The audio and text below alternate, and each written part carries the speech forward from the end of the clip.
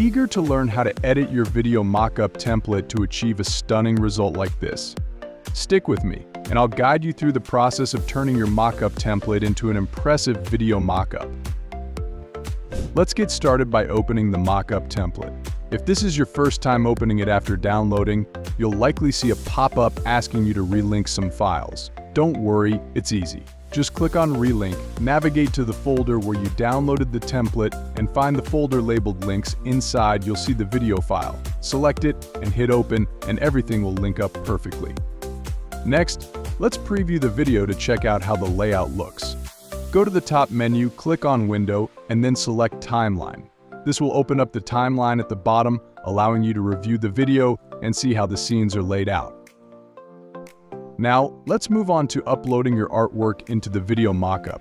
Over here in the Layers panel, you'll notice a green group folder. When you click on it or expand it by pressing the drop-down arrow, you'll see 3 smart object layers inside. These represent the 3 scenes in the video: Scene 1, Scene 2, and Scene 3. To upload your artwork, simply double-click on the thumbnail of any of these smart objects, or right-click and select Edit Content. This will open a new tab where you can import your design. Just drag and drop your artwork into the file, adjust it to fit the frame, and hit Enter or click the check mark when you're done. Once it's placed properly, go up to File and click Save. You'll need to repeat this process for the remaining scenes, Scene 2 and Scene 3.